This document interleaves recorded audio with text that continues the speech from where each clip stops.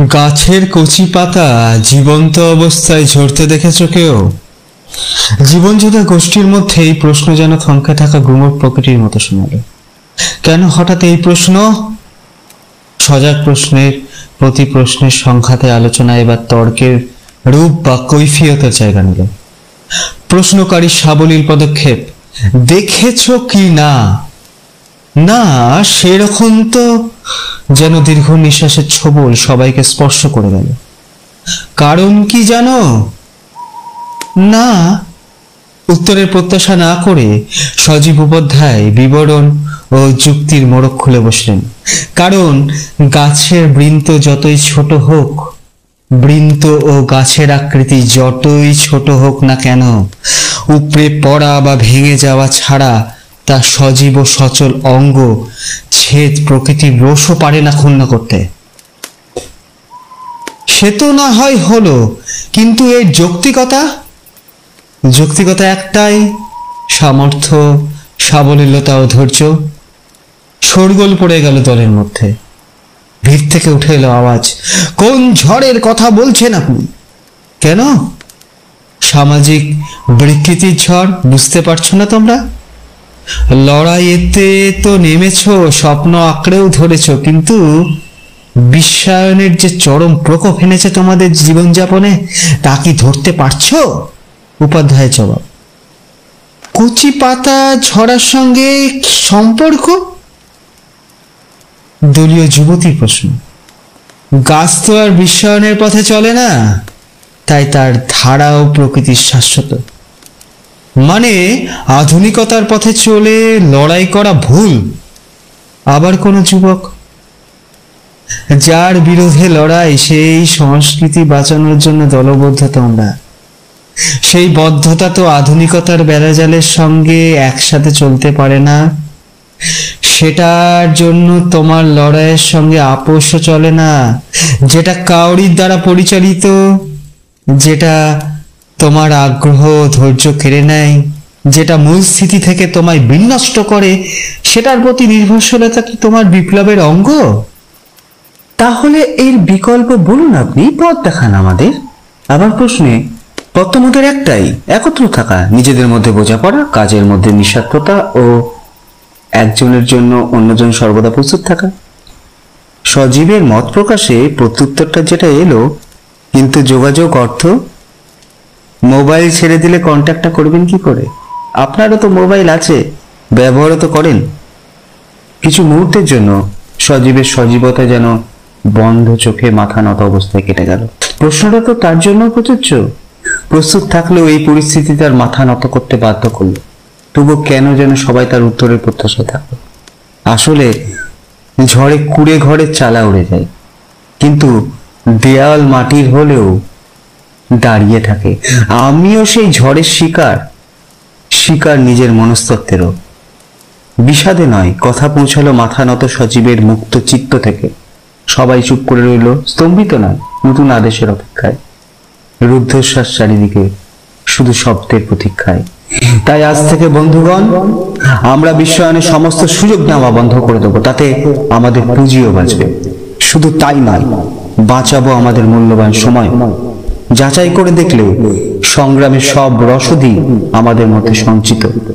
মজুদ শিক্ষার ধারায় আমরা নিজেদের প্রস্তুত করব নিজেদের সাধন, সন্ধান করব নিজেদের পথ, সংগ্রামের লক্ষ্যে পৌঁছানোর শালীনতা ও ধৈর্যশীলতার মধ্যে।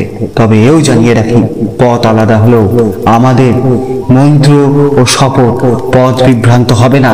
এক জাগরণ শুদ্ধ সংগ্রামের আশা করব আমি আমার কর্তব্য বিচার মাথায় রেখে তোমাদের নতুন পথের সন্ধানে নিজেদের মতো আমার মত প্রকাশ করতে পারছি ও ভবিষ্যতেও পারব। এক মুহূর্তের মধ্যে স্লোগান চালিত হলো উচ্ছ্বসিত সদস্যবৃন্দের মধ্যে। রাতের ঘুমটা খুব শান্তির মধ্যে হলো সজীবের। সজীব শুধু তার জন্মগত প্রাপ্তি নাম নয়, তার চরিত্রধারা, স্বভাব, কর্মে তার ছাপ তার কাছের মানুষের জান। দলে তাকে চিত্তদা বলে সম্মান দেওয়া হয়। সজীব চিত্তদায় রাতে তার ঘুম হলেও হয়নি দলের অন্য সদস্যদের। প্রযুক্তি ছাড়া সংগ্রামের নতুন পথ কি হতে পারে? চিত্তদা কোন পথের কথা বলছেন?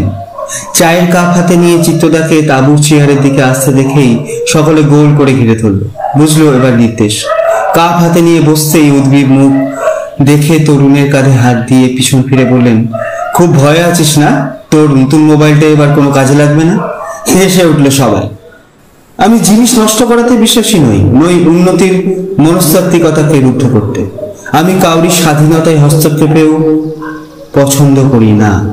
আমার মানবাধিকার সেই সম্মতি আমায় দেয় না।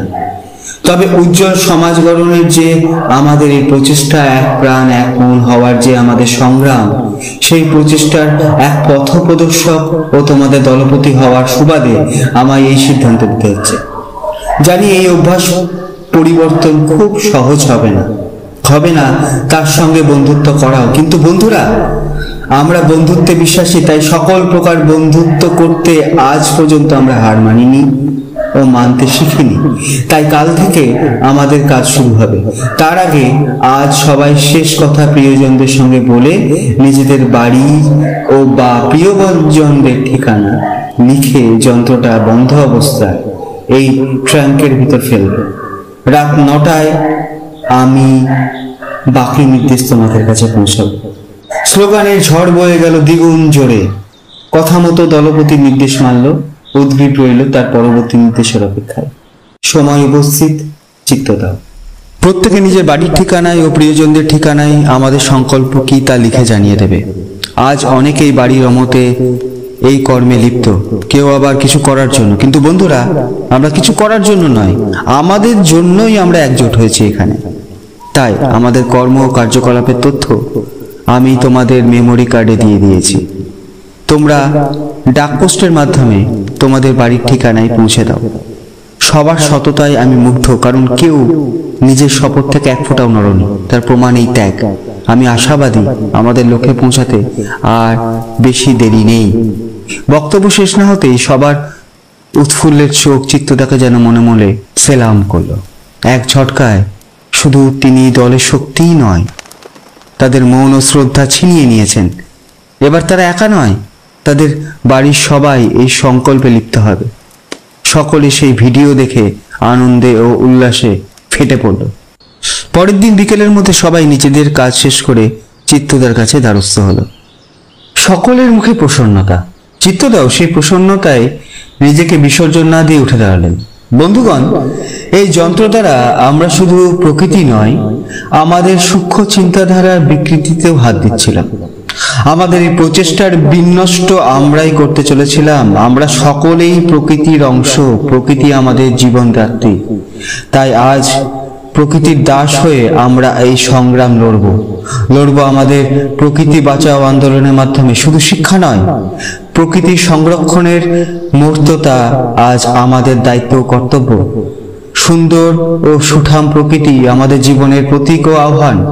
আমরা মিলব সেই মানুষদের সঙ্গে যারা ব্যবসায়িক ভাষায় পটু নয়, মিশব তাদের সঙ্গে যারা প্রকৃতির সঙ্গে কথা বলে, জানবো তাদের কাছে প্রকৃতির ভাষা, ছড়িয়ে পড়ব তাদের সঙ্গে প্রকৃতি লালন ক্ষেত্রে। আজ আমাদের বাড়ির লোক আমাদের সঙ্গে, দেখবে কয়েকদিনের মধ্যে সকল প্রকৃতিপ্রেমী আমাদের এই সংকল্পে।